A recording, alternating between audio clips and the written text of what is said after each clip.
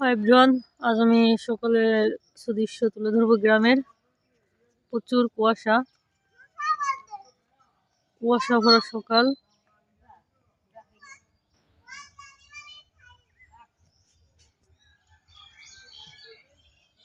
চারিদিকে মোরগের ডাক, রোদ মাত্র বের হচ্ছে। আসলে শীতের অভ্যাস পড়ে গেছে জন্য এরকম হচ্ছে।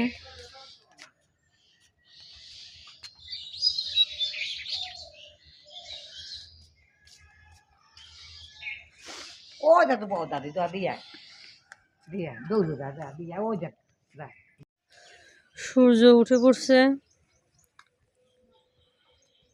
আমি গ্রামের কিছু দৃশ্য তুলে ধরবো, দেখেন। ছাগল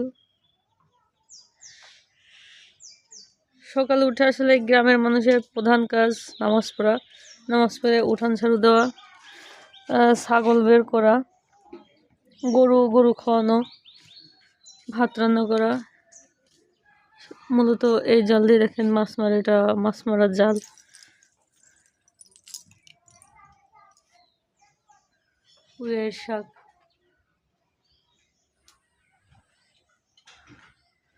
পুঁইয়ের শাক,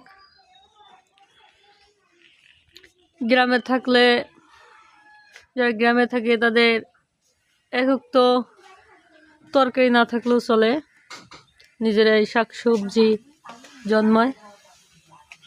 এটা পেঁপে,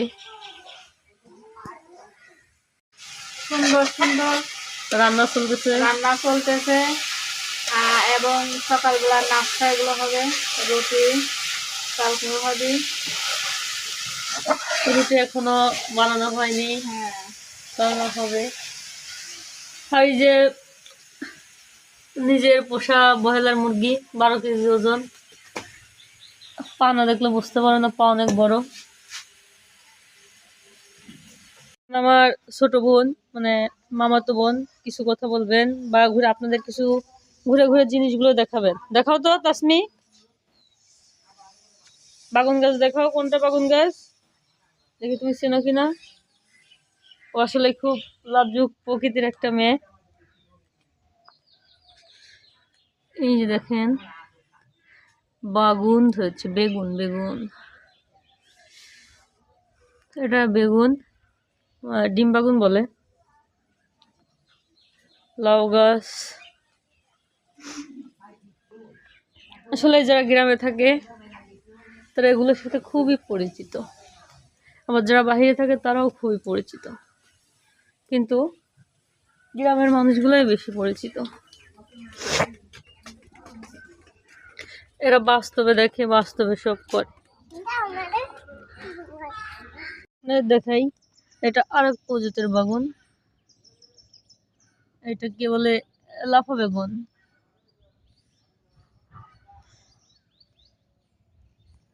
আসলে গ্রামের মানুষগুলা এত পরিমাণ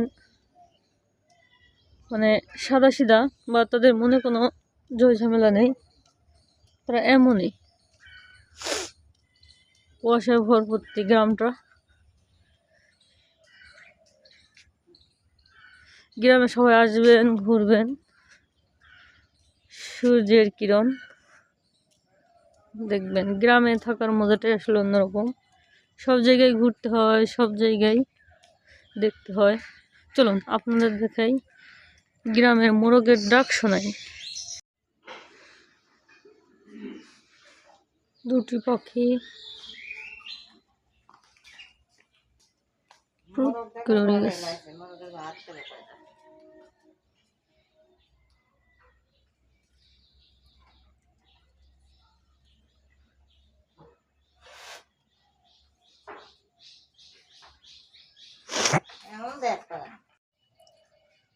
কচু ভর্তা,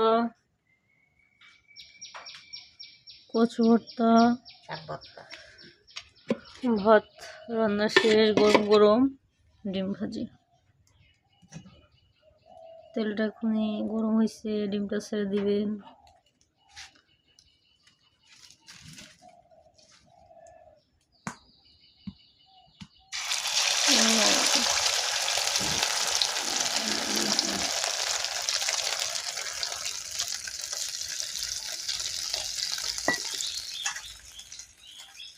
এই যে চাচি রান্না করতেছে।